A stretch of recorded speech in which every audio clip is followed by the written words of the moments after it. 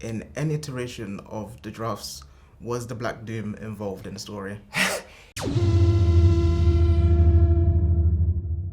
Nice to meet you, Jeff. My name's Christopher Mills. So, just to kick things right off, I wanted to ask you, there's been many franchises that have been lasting 10 years recently. We've got Monsterverse, DC's planned to last 10 years, Marvel's lasted more than 10 years. I was wondering with Sonic, how far down the line have you planned for this franchise? It's about 25 years. Forgot. 25 years, yeah? No. It's we're taking these. Well, I would say we're taking them one at a time. Like we're always. You can't help but out of enthusiasm and excitement be looking forward to where could things go from here. Especially with we always love doing the character teases at the end of each film. So. Already, the ideas and the wheels are turning on where things could go from here. But for the most part, we are. Movies are a lot of work, and you work on them right up until the very last minute when they're taken out of your hands. And so normally, most of the focus is on what's in front of us. But, Sonic is an amazing franchise. Yeah. Over 30 years, all these amazing characters. Like, there are so many exciting directions to go. There's a lot of stories to tell when it comes to Sonic the Hedgehog.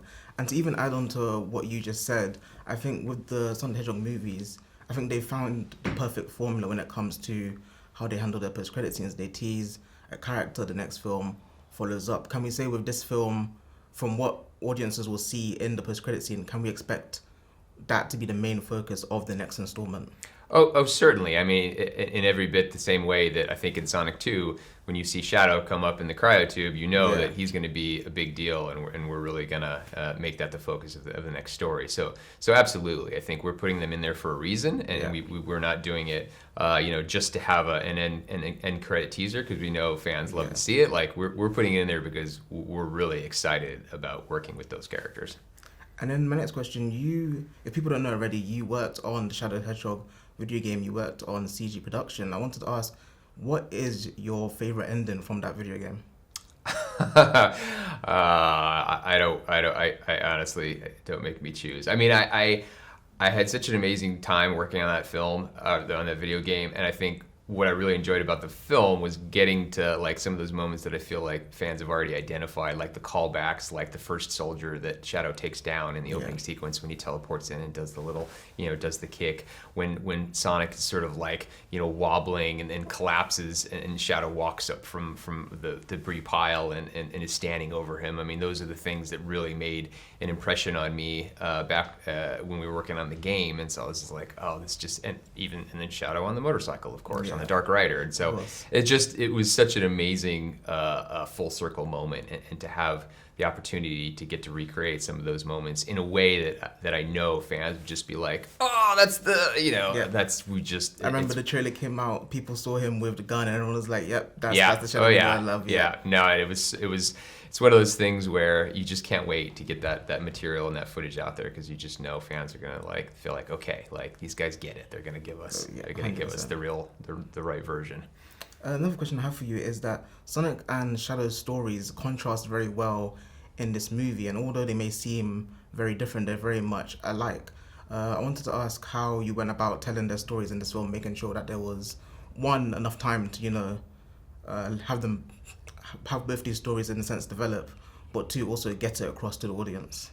The nice thing about Sonic's story is we've had two films. I feel like even though he's the focus of the movie, and he will always be the main focus of the movie, audiences know where he's been. They've been on the journey with Sonic, and so by depicting Shadow and Sonic as two sides of the same coin, you can kind of build on what people already know about Sonic and say, well, Shadow also came to Earth like Sonic did with nothing. He found somebody, he found a human that meant the world to him. And to see the two characters in Sonic and Shadow, then that's where the similarities end. And Sonic got the happy ending and Shadow did not. And to see how that affected them as characters is such compelling material from a story standpoint. And so we didn't need to do a bunch of new storytelling with Sonic. We know what he has. Like he literally has everything. He's got the family, he's got the friends, he's got, and then Shadow has none of that. And now to just bring these characters together,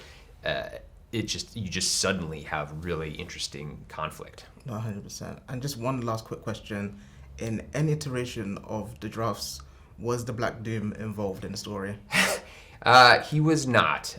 He definitely, obviously, Shadow the Hedgehog in the game I worked on. He is the focus, and the black arms, and there's some really great imagery. I mean, the giant meteor, and all that. I mean, very compelling imagery. But for the purposes of telling maybe a more grounded version for this film, it just felt like Black Doom was maybe a little bit too much. little too much. No, that's understandable. Honestly, thank you so much, Jeff. It's Of course. a pleasure talking to you. Great.